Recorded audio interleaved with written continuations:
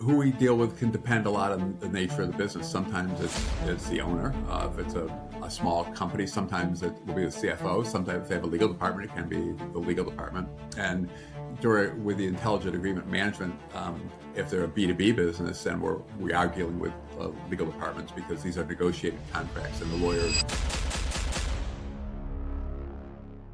Who's the typical end customer and like for Docusign to be selling the product? It's interesting because we have a number of different segments in our business. We think of it as a number of different segments. We have high volume customers, so very large financial institutions will incorporate e-signature into important business processes.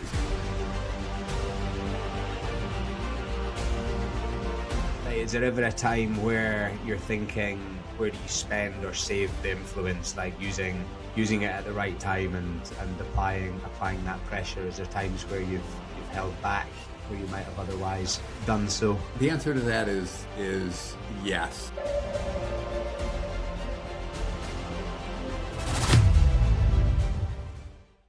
Hi, I'm Scott Brown and welcome back to another episode of Lessons I Learned in Law, where each week I sit down with a general counsel or legal leader to discuss their career and what's worked well for them. On this week's show, I'm delighted to be joined by Jim O'Shaughnessy, who is CLO at Docusign. The Docusign is one of those businesses that I'm sure most people will have come across and used to some degree. It quietly underpins how modern businesses function, especially once lawyers, procurement and sales teams all agree at the same time. So it's become a massive part of our business post COVID and post lockdown and things being done remotely, and really helps us function as a company. So it's great to sit down with Jim, who was someone that I met at the ACC's CLO conference last year in Barcelona. Now, Jim joined Docusign 4 years ago, an interesting time for the business after it had seen a real spike during remote working and COVID and the pandemic, and how that company has reiterated and really embeds itself as a platform for modern contract management. Jim's held CLO and executive positions for almost 20 years now in various positions. Prior to joining Docusign, he was at Workday. So we talk about the succession planning, how that new opportunity came around at CLO level at Docusign. And Jim shares how important it is to build influence and think about influence, as well as that influence has to be underpinned by technical ability and how important that is as a modern day counsel. So there's loads in there. We hear about AI and how that's impacting their business, of course, and how people are stepping up within his team. Shout out to the team at Docusign. So there's lots in there for everyone. So I hope you enjoy, and let's get started.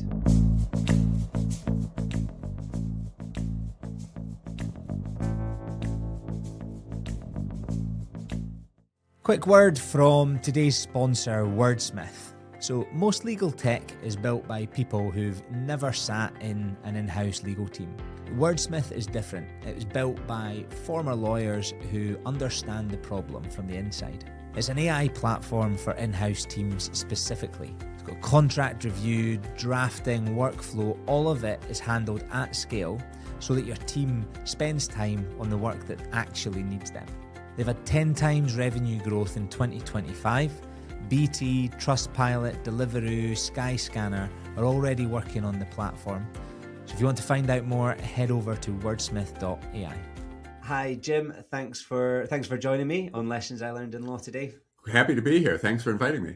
It's great to finally sit down and record. We exchanged some messages last year after the ACC event in Barcelona, so some time has passed since then, but nice to get the chance to chat and hear your career journey and a little bit about your background as well. So be great just to start. I've given a brief introduction. If you could piggyback on that and just give me and everyone that's listening an overview of your current role and team size, business, and then we'll dive into the previous career as we talk as well. So a bird's eye view at the moment, please. Fantastic. Thanks, Scott. So I am a CLO of Docusign, a position I've held for almost 4 years. Lots of people know Docusign is the world's leading e-signature company. We have 1.8 million customers around the globe. We do 1 billion signatures a year, hundreds of millions of users, and we've facilitated people coming together through agreements for more than 20 years. What people don't understand as much about our business is that we're the direction is e-signature and beyond into intelligent agreement management. About 18 months ago, we launched our intelligent agreement management platform. We often just refer to it as IAM, which also is an acronym that refers to about 100 other things. But Docusign IAM is an intelligent agreement management platform. It's modern, it's AI driven, it is modular, and it's used by businesses, really small and really large. A lot of very small businesses use it, as well as the financial services company that is our second largest by revenue. Okay, so how does that operate, that product then? And it sounds like an exciting new product. Yeah, it actually has several different features. It's a platform more than a single product. One of the things it has is an intelligent repository that is very intuitive and easy to use. As a company, we were much like the cobbler's kids. While we used the Docusign CLM platform to automate our go-to-market motions, sometimes referred to as quote to cash, and has a deep integration with Salesforce, so that sales reps can use it as well. On the procurement side, often used as referred to as procure to pay as a business process, we were a little bit more manual and sort of discreet, and so we decided that we really wanted to get better organized. So we use the intelligent repository, which we brand Navigator, in order to try to get some visibility into what we'd done in procurement contracting. And in the course of 10 days, we had uploaded 44,000 contract artifacts over a several year period. It wasn't the entire 20-year history of the company. And then we got a handle on what they were, how many we had of one type versus another, how many had in which area, where the areas of spend were, whether we had upcoming auto renewals that was hard to focus on manually. And this was in a week and a half time. And I think it was over a holiday weekend where no one worked as well. So it's very intuitive, easy to use. And that's sort of at the, that's kind of at the heart. We also have, and that is, if you think about the agreement process, you create agreements, you commit to agreements, and that's where e-signature comes in, and then you manage your existing body of agreements. So Navigator is really in the manage section. So it's really sort of post-signing and during the performance of agreements. So we have an agreement desk product, which is about configuring the internal workflows that help people stay coordinated inside a company. Okay, right.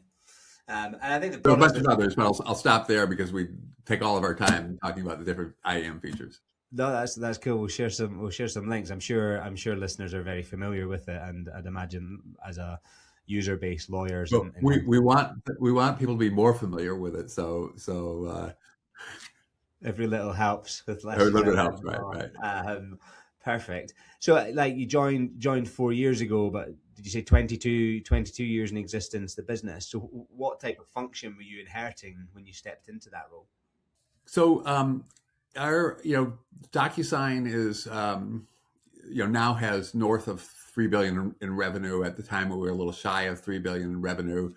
We had grown a lot during the pandemic as people had needed to conduct more and more business remotely. They found e-signature to be a great solution for that. And some of the use cases were one time, but what happened is once people appreciated just how much adopting e-signatures and agreement technologies could improve what they did, and for some people just improving their lives, that they just didn't have to spend as much time photocopying agreements, scanning them, turning them into PDFs, and sending them around for signatures and then recompiling them as PDFs, that we just gave them an option. So we grew very, very rapidly, and the legal department had grown pretty rapidly as well. So we were about 70 people then, distributed largely North America, distributed around the world. Most of the people were supporting the go-to-market organization, just given how fast it was growing.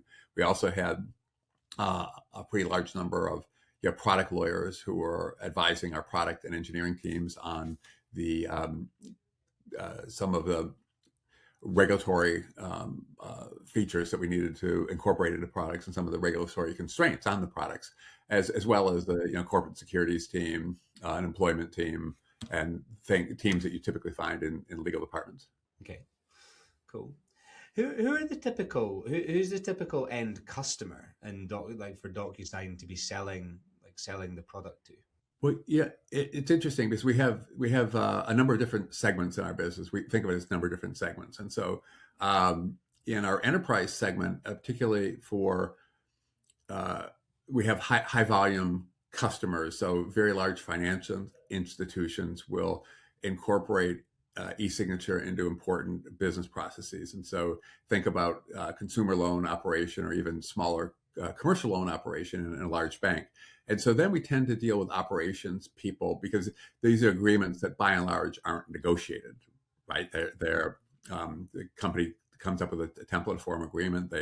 It has a lot of checking internally for legal and operational and risk considerations. But once it's adopted, it's adopted. And then if it's going to be signed by hundreds of thousands of people in a year, then that's an operations role. So we're dealing with IT, we're dealing with operations people in those cases. At the other end of the spectrum, if we're dealing with very small businesses, they may do business with us online. We're not actually even selling it to them directly. We have a website they can buy online. They'll buy for them, they're buying the capacity to send a certain number of envelopes a year. I have a personal Docusign account that I pay for. I get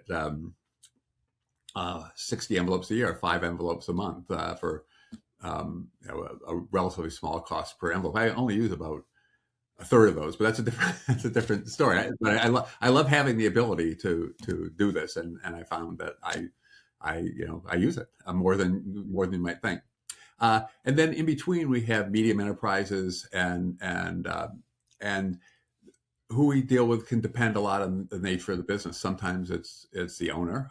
If it's a small company, sometimes it will be the CFO. Sometimes if they have a legal department, it can be the legal department. And particularly with the intelligent agreement management products, if they're a B2B business, then we are dealing with legal departments because these are negotiated contracts and the lawyers tend to be at the heart of those processes. And while our strategy is to have a platform that helps the legal teams work best with their colleagues outside of clients and colleagues outside of legal, whether they're upstream in the agreement negotiation process, sales reps, marketing reps, or downstream revenue operations, sales operations, et cetera. We want to give them tools that integrate those functions, help them serve the companies best, and also products that are a delight to work with. Yeah, I can certainly, like, from my perspective and us as a business, it's COVID and that time where things weren't done as much in person, but we've relied a lot more heavily on it and use it daily now, and can't think of a time where you didn't use it now. Almost seems alien. And for our way of doing business, like a lot of our clients are potentially smaller companies where the services that we're providing are almost one-off, maybe 1-2 times a year, sometimes contingent on success and getting terms signed, getting terms in place. Having a paper trail historically was like having to print it out, bit of a pain actually, and getting someone to commit to that signature and putting their name on it. So it just makes things a lot more streamlined and gives a bit more punch to those contingent searches that you're running, where it's on a bit of a promise. It can sometimes be on a bit of a promise if it's just a verbal or an email chain. So and I'm very big fan of the system. So cool. Well, thank you for that, and keen to hear more about the post COVID and that, I guess, joining at that on the peak and hitting the user case and the new how the business has evolved and the new products and the platforms that it's launched. But we'll jump into lesson 1. If you could share that would be fantastic. Yeah. So lesson 1 is a little bit ironic that it's a lesson in law, but it's a lesson in a law career that it's not always about the law. It's about your influence and particularly as an in-house lawyer, the influence that you have with particularly the general counsel or CLO with senior management and the board of directors. But for every person on our team, it's really about the influence that he or she has with key clients. In fact, when I do performance evaluations, and we're entering performance review season here at Docusign now, the questions that I asked of the clients of our senior team is, did this person help you get important things done? And that's as a measure of influence, like how influential is the person. And so this is something you need to develop over time, and it requires important stewardship. But you might think about it and say, well, what is it? What is influence, right? How do you measure it? And I think about a few things. One is being listened to when important things are being decided, and that is a measure of influence. So the first step is you sort of have to be in the room when it matters. That's table stakes. But a higher measure, or a measure of higher influence, a higher degree of influence, is being sought out, even if you don't happen to be there, but being sought out so you're brought into the room when important considerations are underway. And it's most important when the decisions and the important considerations are not strictly legal. Because most of the time, the CEO is not worried about purely legal issues. I mean, he'll expect me to handle that, and most other companies expect the GC to handle that. It's where issues are informed by legal and policy considerations, and the CEO or the board of directors appreciates that this is an area where you have wisdom to bring to bear. That is a measure of influence, and that's what, as a CLO or a GC, you really need to strive for. And it's not just episodic. You want this to be your brand. You want this to be a continuous process where you're there, you're providing input and have influence on the most important issues. Mm-hmm. Yeah, it's really interesting, really interesting take on it, and yeah, legal being aside. So, would you rank that as the most important part of being an in-house lawyer? Well, I think it depends by role. So certainly for a GC or CLO, it's the most important thing. And I've been doing this for a long time. I have been a GC more or less continuously for more than 20 years. And I feel quite fortunate, improbably fortunate, to be able to have had the lead position in a number of really, really fine companies for that long a time. And in each case, when I think about where I've been successful and where I haven't been successful, it is about having that level of influence. And in a few times when I haven't had it, my job wasn't very satisfactory. For me, and I'm sure the CEOs or whoever would have thought, well, my performance wasn't satisfactory under those circumstances. Right. And was that? Do you feel that was down to how legal was viewed and something, or your own shortcomings in terms of building that influence? It was really interesting. I'm thinking of just one situation in particular from which I learned a lot. I probably may have learned more in this situation than any other time, because it was something I struggled with. That I just the CEO who hired me was removed and replaced, and was somebody else with whom I never got aligned. We just didn't have an same view of where the company was going, what we as a management team should be doing, what the board and our shareholders expected of us. And I just couldn't get aligned. And I decided at that point it was time to do something else. And interestingly, he didn't last very long, because I thought he was kind of out of touch with our board and our shareholders. He was in touch on some of the shorter term issues, but out of touch on the longer term issues. And I couldn't get through to him, which was my failing, right? It's my job to get through to him. And I couldn't, and I just decided it was probably better for both of us if I did something else. And so I ended up leaving. Mm-hmm. Right. Yeah. So lawyers earlier in their career, how do you strike the balance between building that influence or do you walk in the room expecting to have it from as a position of credibility and being the lawyer? How do you strike, or how would Well, you advise yeah, someone in your team to strike that balance? yeah, it's a really good question. When I talk to, occasionally I talk to law students or young lawyers, and one of the topics I talk to them about is professional identity and understanding what about their professional identity they should be concerned about at different stages of their career. And I think back to when I was a first year associate, I was at a large law firm, and we were working on really, large, big money litigation and regulatory issues.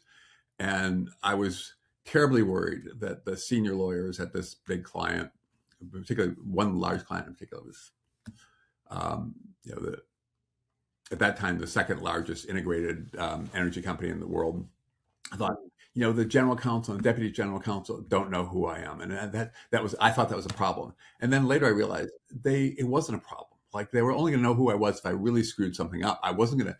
If I succeeded, they never know it. But if I really screwed something up and was the person blamed for it, then they might know. So that wasn't the identity that I needed to have as some up and coming lawyer with these senior client people. Instead, the most important relationship was with the senior associates with whom I was working and the partner in charge. If they had a positive view of me, then that was going to be the right thing at that stage of my career. And I looked and said, well, what will give them a positive view? And I realized, it's just high quality work on time, and high quality work is not necessarily coming up with a strategic insight that was going to change the outcome. It was just really solid analysis and writing on time. It kind of exceeded people's expectations of what someone in my position should be able to do. And then it ends up changing over time. It's funny. I've had, and I use it for myself and I use it for others, a kind of a model of professional competence for sort of legal and line professionals, and it looks at different types of things that we can get involved in. And at the lowest level, it's tasks. Like, you get given a task: research this issue, or find out the facts about such and such, or interview a particular person.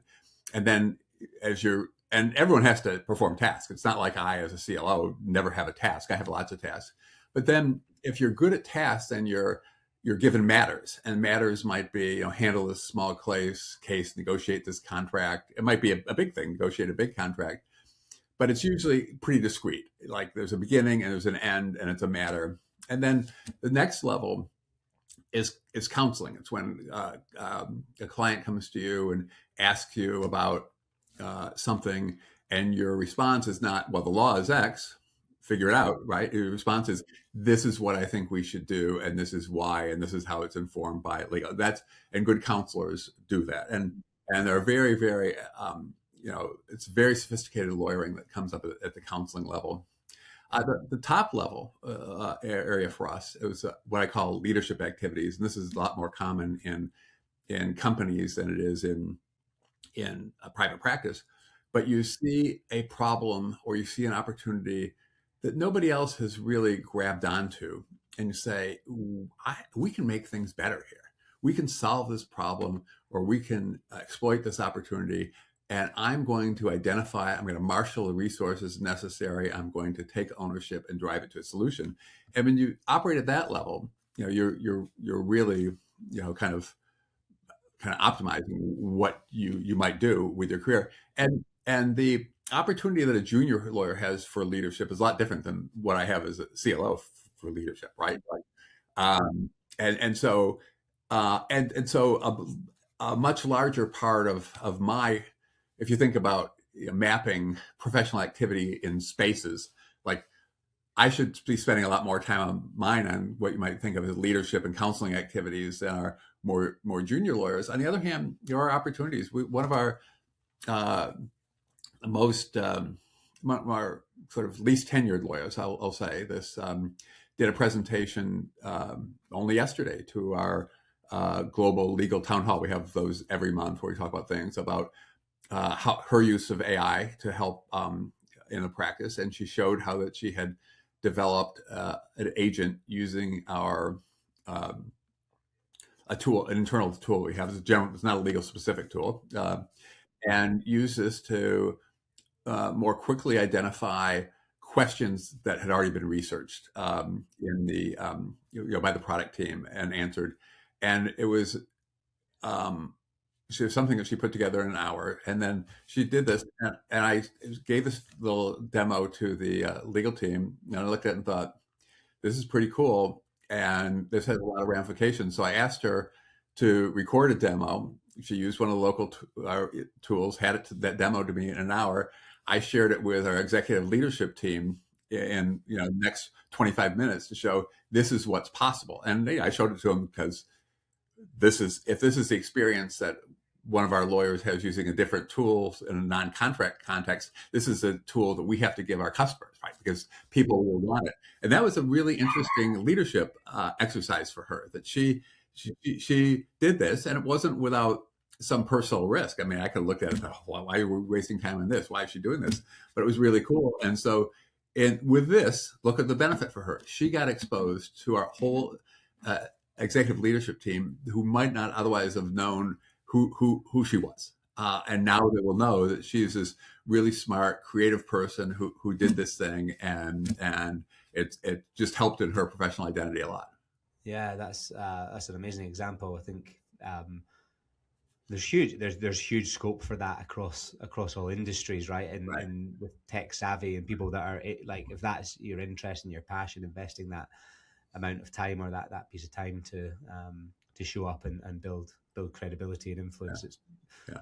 I think it happened, by the way. I'll give a shout out to our entire legal leadership team here. That I think we have, the people who report directly to me and kind of even at the next level are really great. They fostered an environment of experimentation and learning and risk taking in a way. Like, I mean, that's not a huge risk. I'm not saying people ought to be reckless about things, but that where she didn't think, well, what could go wrong for me in my career to do this? I mean, because it's really the worst thing that would have happened is not doing it. That would be a huge opportunity cost. But I credit the team that we've assembled that is sort of really good at fostering an environment where everyone feels valued, everyone feels empowered to experiment and do interesting things. Well, just the last question on influence. Like, is there ever a time where you're thinking, like, where do you spend or save the influence, like using it at the right time and applying that pressure? Is there times where you've held back where you might have otherwise done so? Yeah, I mean, the answer to that is yes, and you usually only recognize those in retrospect when things haven't worked out as you'd have liked. And so one of the things that happened when I came to Docusign is my path here was a little bit different. I'd been at another company, I'd been Workday, a very successful enterprise software company for almost 11 years. I came in as GC. It was often the case in fast-growing companies, you're asked to do other things. So for a while, I managed a big part of HR. And for a while, I managed real estate and facilities. So I did lots of different things there. And then after I recruited my successor, Rich Sauer, who's currently the CLO there, a really outstanding lawyer we brought in from Microsoft. The CEO asked me to stay and run the corporate affairs team, and I did that for a couple of years, and I was on a nonprofit board at the time with the person who was then the chair of the nonprofit board was on the Docusign board, and he knew that they were entering a leadership transition, that they were likely to remove the existing CEO, and they were in the process of searching for another, and that my predecessor at Docusign had a really outstanding opportunity, and she decided to leave, and they needed someone who was experienced, and he knew, because we were friends from serving on this other board, that I was up for another adventure, and he contacted me about doing it. And I thought, well, maybe I'll do it for a little while, help with this transition, do it for a little while. And then, as an aside, I'm having so much fun that I'll do it forever if they'll let me. But what happened is that, like, there were some things that happened in connection with the transition that if I had been there longer and had deeper relationships with the board, other than with him, I would have leaned in a little bit more. This was like a week or two into the job. And I regret not leaning in, because if we'd done a few things differently, we could have avoided some sticky situations that went on for about a year or so, and were a big distraction. And I look at that and think, well, why didn't I? Right? It was nothing. I didn't think I knew enough. It turns out I knew plenty. I knew. I could have leaned in, because I should have. Well, keen to hear how that whole the networking works at that level, and how that opportunity came up as well. It's interesting to get that insight in how these things in succession planning works as well. But Well, just as an aside, one of the things that I've always made clear when I've talked to CEOs and I've been interviewed for new jobs is to say that, I will have a relationship with the board, that I will be communicating with them independently. And sometimes the communications could be about you. And that under those circumstances, my job is to represent the company through the board. And I won't, this will be, confidential. I won't be able to share with you. And I that's just part of the role, and I hope you understand that going in. And they don't like it, right? Nobody likes it, but it's just a statement of reality. yeah, it's that relationship, the counselling, and who you're representing, as you say. This podcast, Lessons I Learned in Law, is an extension of The Lodge, which is Heriot Brown's dedicated in-house legal recruitment community. That's a community for lawyers by lawyers. It's a peer-to-peer learning network where lawyers can lead and learn about fulfilling careers. Alongside recruitment, we also run events, roundtables, and programs that help lawyers lead fulfilling careers, and this takes place throughout Europe and the US. And the goal of that is simple. It's to help lawyers connect, learn from one another in a safe environment, and to continue to progress in their in-house legal career. So if you'd like to be part of The Lodge, that dedicated community, then the details are in the show notes, and we look forward to welcoming you in. Thank you. Cool. Well, we'll move on to lesson 2. Yeah. So, as I said, well, it's about the most important thing, particularly at the senior levels, is influence on issues that are broader than just the law. That you need to recognize that when it is about the law, it's important to be an excellent lawyer. That's kind of table stakes here. And sometimes people think, wow, if I have great insights on the business, when a legal issue comes up, I can just kind of, we don't necessarily need to be super buttoned up. No, the answer is, if it's about the law, you need to be super buttoned up. You need to make sure your people are buttoned up, and that has to be the expectation. And I've had some situations where I've had to counsel some folks where we're dealing with an issue that's come, and they'll say, well, there may be a requirement that we do this. I will say, well, there may be, or is there, or isn't there? Or if there's uncertainty, what's the nature of the uncertainty, and what would be the process to resolve that uncertainty, and what's the cost of resolving that uncertainty, and can we get it done during this particular time period? And tell people, you don't, just because you have a seat at the table and you get to talk about product strategy or public relations strategy, doesn't mean when push comes to shove that you don't have to be a really, really good lawyer and be ahead of all this and kind of understand the legal issues and be able to really provide kind of great advice, and that's well grounded. And so people should never ever never ever forget that it's that important. The other thing that I would say about that is, one of the hallmarks of a reputation or being a great lawyer is,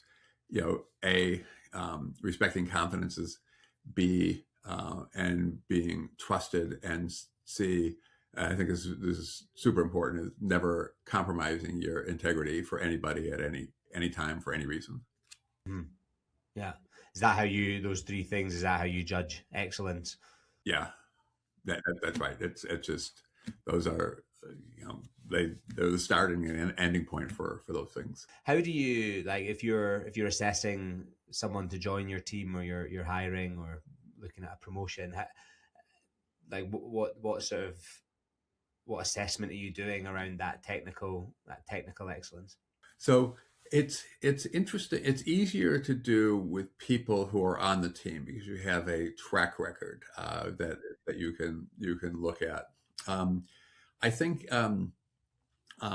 in the interview process, if I'm talking to somebody, particularly someone who might be joining in an associate general counsel or deputy general counsel position, I really try to go into depth about something that they've dealt with before, a situation that would involve a thorny legal issue and how they worked through it and what they cared about. And I tend to let them talk about something that they know rather than something that I know. I had a situation once where a CEO that I work with, a relatively young CEO, said, "Well, I talked to this person about X, and he or she didn't know anything about it. That was shocking to me." I said, "Well, yeah, but there's no reason to expect the person to know that. Just because you're interested in it, that isn't something that he or she has done." And so I said, "Look at something the person has done. Ask for a situation they were involved in uh, that worked out really well, and ask them how they handled it, how they contributed to that, what they did or didn't do, and really try to get into depth and ask." What was the most significant issue and how they dealt with it, how they resolved it. And then also ask them about something that didn't work out so well and see how introspective someone's going to be. The biggest red flag for me is someone who said, "Well, I've never had something that didn't work out. Everything's been swimming throughout my whole career." I think, well, you haven't done anything worthwhile or haven't largely spent your time on worthwhile things because bad things happen, to people. I still remember one of the worst days in my professional career is when I was a mid-level associate at a large firm in Washington, D.C., and we happened to represent an individual in a large securities investigation. And we worked really, really hard to convince the government that our person wasn't really culpable. He was involved with some bad people, and he was kind of over his head, and he got you know he wasn't necessarily a great lawyer in terms of doing what he was a lawyer doing what he did, but he wasn't criminally culpable. He didn't intentionally or even recklessly provide advice, tax advice, that let people sell these sort of fraudulent securities in a tax advantaged entity, and we didn't succeed, and he was indicted, and I felt the lowest on that day. Because I thought about him going home to his family and explaining what happened and why and how we couldn't prevent it. And I was as low as can be, and I still remember how I felt that day. Real world consequences. Yeah, it's often yeah, sometimes be forgotten about. I think in the in-house world where that commercial edge is often sought a lot of the time. How like I don't think there's conflict between lessons 1 and 2, but like in-house lawyers, I find, are often trying to look like more than a lawyer and proving themselves as more than a lawyer and more than that job title or that profession. Maybe allows them to be within the traditional definition. So like, I think sometimes over leveraging on their commercial awareness or their commercial approach that they take. So like balancing that with the technical, like underlying technical excellence. Any tips on how to do that and self-regulate, I guess? Yeah, I think it's the good news is that uh, we all get we tend to be given challenges that we're capable of addressing right at that particular point in time, and so people need to remember, I'm a lawyer first, counselor second. It may be that being lawyer first, like you're not really required to answer the legal question. So if you're in a meeting, I'm in a meeting with our executive leadership team, and I opine on an issue. I don't start saying, "Well, the first thing I did is do a legal analysis, and I identified 4 issues, and then I gathered the facts and worked through the 4 issues, and I know what we're doing is right." Like, you don't need to show your work. It's not seventh grade mathematics here. It is instead. But if I don't do that, if I just come in and think, well, if I were CMO, what would I do? And someone says, well, do we have a right to use the data in this way? Or we're using these data in this way, cause us to, violate any of our contracts or our privacy policy or the GDPR, and I don't know the answer, I haven't thought about that, then I won't have done my job, right? And so you always need to understand that um, the first reason for which you're drawing your pay every month or every 2 weeks is to be a lawyer and make sure you understand the legal basis of what your client is doing or proposing to do, and that um, and that with it, and that challenge, and plus providing counseling on what the company should do in these circumstances, is something that is you can do both, and you're equipped to do both, or else you wouldn't be in the role that you're in. And if you find that it looks like that the legal question is outside of your area of competence and you need a specialist, well, then get the specialist involved, right? Companies have that for a reason. And if the circumstances are exigent, there may not be time, then that's when you say, well, we need to make a decision in the next 10 minutes. We won't get an answer on this technical issue in the next 10 minutes, but this is what I think the answer is for these reasons, and this is the risk of getting it wrong. We talk a lot about, and this is something that I can't credit us with coming up with, because we have some people with us who used to work for Amazon, and this is an Amazon concept, the difference between decisions being a one-way door and a two-way door. And so if it's your risk calculus in a two-way door decision is a lot different than the one-way door decision. So if it's if you're making a one-way door decision and you're not comfortable with the legal risk analysis, then you need to slow it down. If it's a two-way door, then maybe you can go through, depending on the nature of the legal issue and the risk. Right. Yeah, it's a good analogy, good way of looking at it. I'm interrupting today's show to give you a little bit of information about a new product that Heriot Brown is currently trialling in beta version. It sits within the Lodge, our dedicated in-house legal community. Now, we're realists. We know that as much as we would love to, we can't help every single lawyer that we speak to in finding them their next career challenge. So inside the Lodge, we've created a dedicated channel that's specifically for that purpose, to connect passive talent with hiring managers who are bringing the best opportunities to the market. Hiring managers out there, you're the best people to sell the opportunities within your team and to bring those roles to life. This is a much more targeted and direct access to top talent, cutting out public job boards. So if you're interested in finding out more, head on over to the link below in the show notes. Thank you. We'll move on to lesson 3, if you could share that with me, Jim. Yeah. So I jumped the gun on this a little bit when we were talking about lesson 1, but I'll just reiterate, which is professional identity is very, very important. Know where you are in your career, know what success looks like from the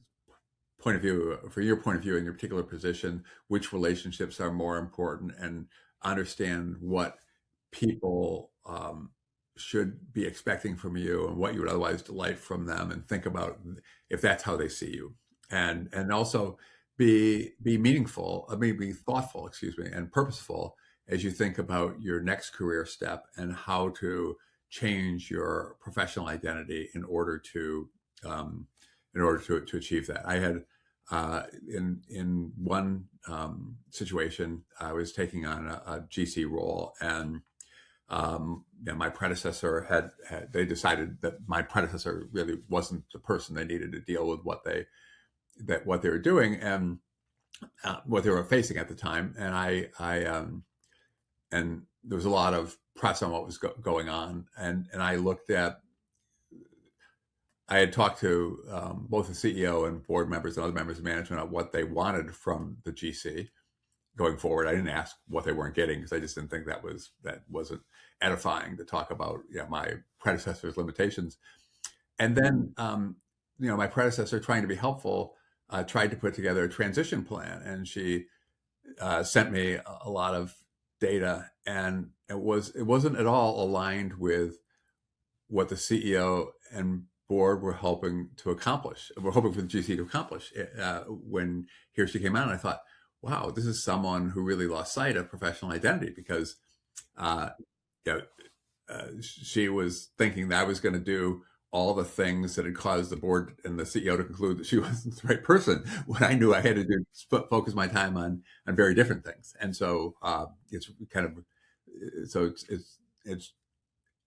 really important for not just what you do, but how you're seen to align with those expectations. So with we spoke earlier on the people you're speaking to and who you have influence over, different changes throughout the course of your career. Like, looking back on your career, is is there an audience or like a stakeholder demographic or whatever we might call it that you wish you had learned to speak to and speak their language earlier in your career that you could advise junior lawyers?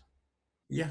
So in one of my early in-house positions, I was sort of I was the lead counsel for litigation, and we had a number of pretty big cases and situations that we were dealing with. And my boss at the time, the general counsel, always said, and I was dealing with them as a technician, as I would have expected the people working for me to deal with them. And my boss at the time said, "Look, you're a big deal here now, so you have to speak with a big voice about what we ought to do and why, and have a kind of a different lens on that." Um, and I was lucky that he was so patient with me, because I made a bunch of mistakes there that, he should fire me over, right? Um, he said it at the time. So obviously I had developed some good relationship capital with him. I had some good influence, and I didn't squander it. I mean, I think I was squandering it, but I didn't. He stuck with me, and we ended up being an important mentor and had a great relationship.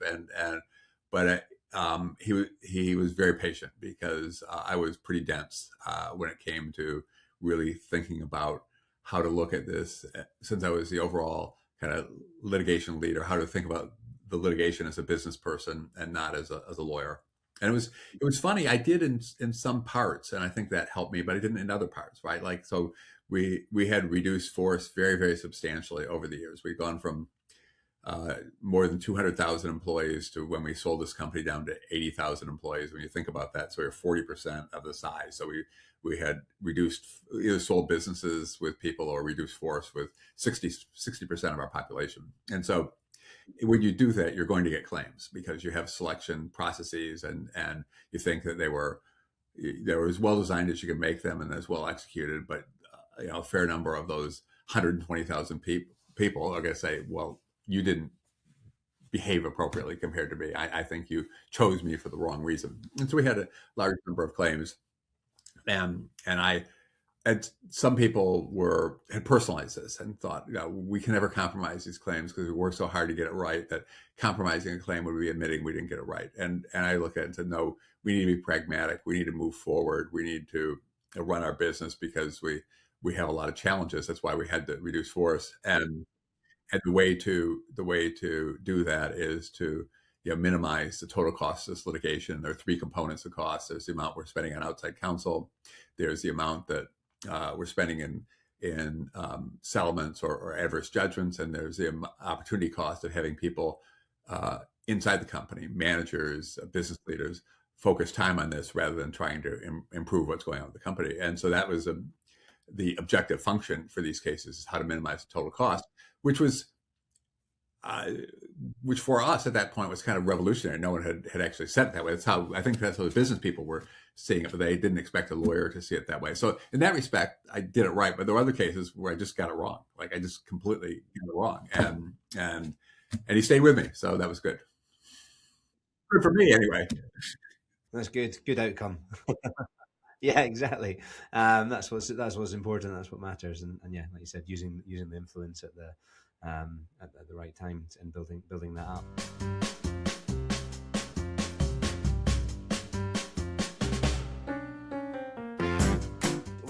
I'm gonna move on to our hot or not section. So what I'm going to do, and been doing on this season, is looking at some areas or topics of discussion, like career specific or career related for in-house lawyers. So what I'm going to do is give you a statement. It may split the room, perhaps, if it was full of senior in-house lawyers. And what I want you to do is give me a hot or not instinctive answer, and sort of short rationale maybe as to why. So I'll start with litigation lawyers make the best general counsels or chief legal officers. Lukewarm. All right. Yeah, because I think, I started doing litigation, and you develop a certain mindset, which is the ability to learn lots of different things quickly and form a point of view on it of how to solve the problem or how to exploit the opportunity, and that's good. But you tend to view things from a very adversarial point of view, and oftentimes success in as a general counsel is not about sort of being that level of with that level of adversity. Instead, it's about finding a way to navigate to a solution where everyone feels great, not who's right, who's wrong. Right. Got you. Good legal answer. I think it's more. You I think how the hedge was. You said hot or not, and I didn't give you no, I know. I've tended to find that has been the case actually when we've introduced this, so we should maybe have a few different choices. But yeah, do you think from your experience, I think there's a difference here with US and maybe other jurisdictions as well, just with the nature and litigious nature. I think that's probably fair. That in the U.S., people who because of the nature of litigation in our society and our economy, that litigators have had sort of a more boardroom experience. You end up dealing with more boardroom issues, while in other countries where they find more civilized way to deal with those issues, that the litigation can end up being more mechanical. I don't know. That's a reflection, and but it's probably an uninformed bias. Mm-hmm. Yeah. Thank you. Number two, general counsels, or again, we'll sort of interchange CLOs, are an untapped route to CEO positions. If you stress the untapped, I would say hot. If it would be, if you ask me why, I would say if it was more normative. If it's empirical, it's hot. If it's normative, I'd say not. So you probably want me to elaborate on that for a second, which is that it's relatively rare for GCs to be tapped, and it could happen more frequently, I think. But the reason that I would say not is if you sort of look at the CEO skill set and the things that we do, it's that as a GC, you have to work really, really hard to give yourself the breadth, even though our jobs are very broad, but it's just not broad in the same way. We tend to carry an expense number, never a revenue number, right? That we have to get things done under deadlines, but it's not like shipping a new product. So and these are the people with whom we're competing for these jobs, and it's not surprising that search firms and search committees will gravitate towards people who have different experiences, even though the GCs may have the capabilities. Yeah. What do you think sets apart, or what do you think GCs that do step into that role are exposed to that others might not be? Yeah, some of it relates more to the companies that are hiring them and their businesses and the big issues they have to face than it does to the GCs. So one person I dealt with early in my career and then didn't see for a while, and I realized he had been tapped to the CEO of a major pharma company, and he did not have a life sciences background, but he understood policy, understood regulatory issues, he understood the processes in those areas, and he was also kind of a broad mind and a big thinker. So I think he was appealing to them for that reason as well. And I remember somebody else with whom I had contact who worked for a major media company. I could see how for that company at that time, that skill set was really important, because not only did it involve sort of operationally what they were producing in terms of content, but it was also the industry structure at the time. There's a lot of M&A, and a lot of consideration of shareholder relationships, managing a shareholder base in order to kind of preserve the freedom of action. And I see why he would have been appealing to them at that time as well, because of their specific needs, the industry, the characteristics of the industry, the characteristics of the company, and the specific needs at that time. And neither of those two they had typical CEO tenure, maybe 5 or 6 years, and neither was replaced by a lawyer. So yeah, got you. Okay. And then finally, like AI anxiety inside in-house legal teams. AI in legal teams, molten hot, molten hot. Anxiety, I think, is depends on your mindset, and this is one of the things I think is sort of really important for in-house lawyers at every stage of their careers to think about is how to be open to learning, how to be open to change, how to be really T-shaped in the sense of going deep in their own area of expertise, but also going broad in all other areas as well. AI is one of those. AI will definitely change things, but if I think about the changes in how we go about it, it won't necessarily change what we do, it'll change how we go about it. And people who embrace that, like the person who gave the demo, are going to do just fine. People who say, I want to do my job in the way I've always done it where nothing changes, will probably not. I remember people hating the idea of email. This is one of the things that you get from doing this for such a long period of time, right? So when I first started, the way we produced briefs was I would write out my thoughts in longhand. I would hand those scribbles to an assistant who would type them up, and I pity her poor job because my writing resembles hieroglyphics. And then she would type it with an OCR ball, and she would give it to me, and I would mark it up with red pen.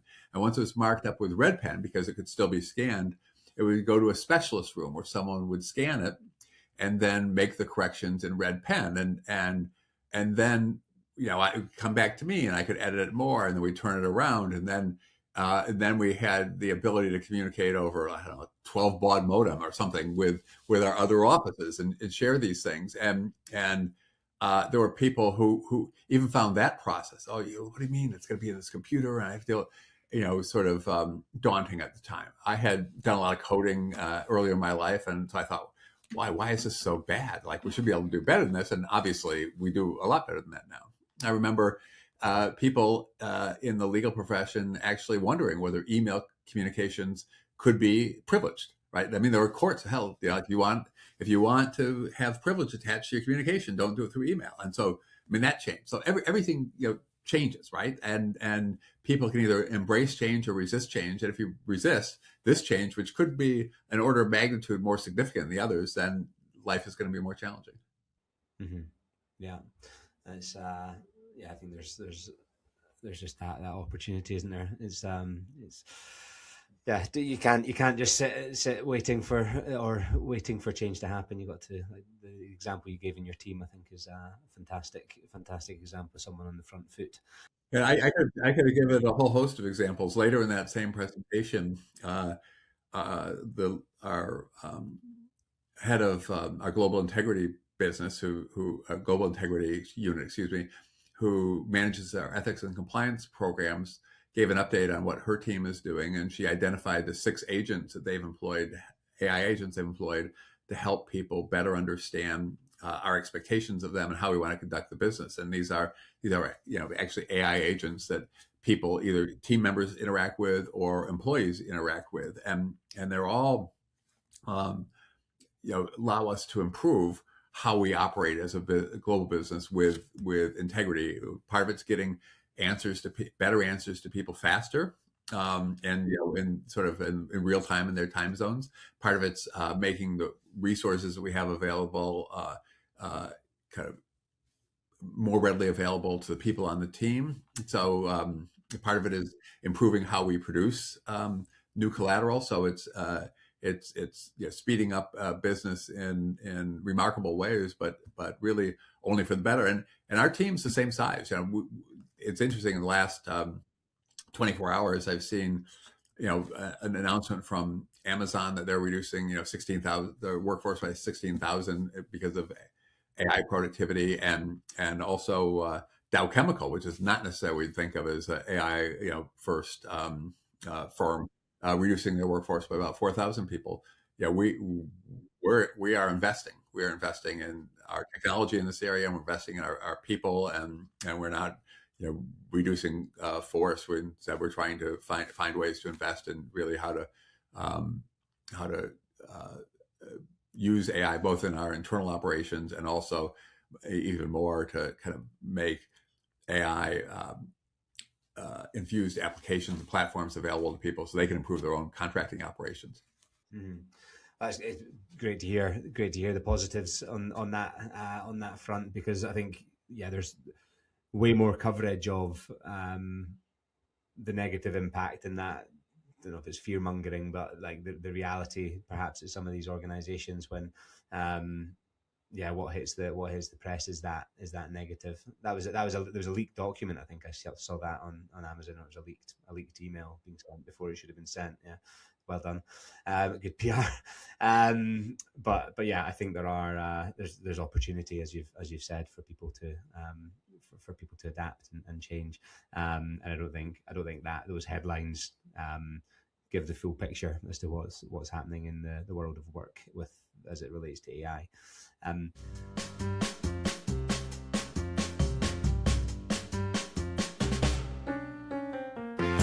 end the show, Jim, and I'm probably going to spring this on you, so I'll ask you to think on your feet. But if Docusign, and this is not too far from reality, I would expect, but if the legal function at Docusign or yourself were awarded in-house legal team of the year, global in-house legal team of the year, and the awards, you were allowed to choose your walk-on song as a team for going up to collect your award, what would your song be? That's interesting, because as a team, I've thought about different times when I asked that question for individual. Right, it's a lot easier. Yeah. Oh, geez. So there's a song that I really like, and I think it's affirmative and upbeat. There are no lyrics to it, but I don't know if this is going to be very obscure, so I'll come up with a better one here while we're talking about this. Is Birdland by Weather Report. But it's a it's a 50-year-old song, and most people probably don't know it because it's a jazz fusion song and there are no lyrics, but it was just popped in my head at the first time. Let's see. And this is it's odd to be stumped like this, because what people will tell me is I sort of engage in random acts of rock lyric quotation at different times. And you almost got a quote from an old Fleetwood Mac song, which is, we live in a time when meaning falls in splinters from our minds, which is kind of describing what's going on with this was a pre-Stevie Nicks, Lindsey Buckingham Fleetwood Mac song. It was, I think it was Sentimental Lady. So it was very early. They had, I'm not going to deflect your question, but they had a really long, interesting history. And there was a sort of a live, I don't know if it's Fleetwood Mac at the Fillmore East or Fillmore West, but they had a live album showed their roots as an English blues band, right? Because they had, I think Peter Green at one point had played with John Mayall, and Mick Fleetwood was kind of active in that scene too, the English blues scene. And so, the first thing that comes up here now is by the Pretenders, "Talk of the Town," and I don't know why I'm saying that now, but "Talk of the Town." Yeah. That'll do. That's perfect. That'll be I'll put that on the show credits, if I'm allowed. Brilliant. Well, thank you for the really interesting conversation. It's been great to hear your lessons, and very prestigious career. So it's always fantastic to hear that. So thank you for sharing. Well, thanks for having me. And I went with some freeform riffs there at different times. So I hope it's usable for you. Thanks. I hope it's helpful to people. I'm sure it will be. Thank you. Thanks, Jim. Thank you for listening to this episode of Lessons I Learned in Law. If you've enjoyed listening to this podcast, or you've taken something from any of the insights shared by today's guest, then please give the show a follow or a subscribe on Spotify or Apple Podcasts. And please head over to the Lessons I Learned in Law LinkedIn page and give us a follow. It really does help the podcast travel and get out to the wider legal community, and can help shape someone's legal career. Thank you.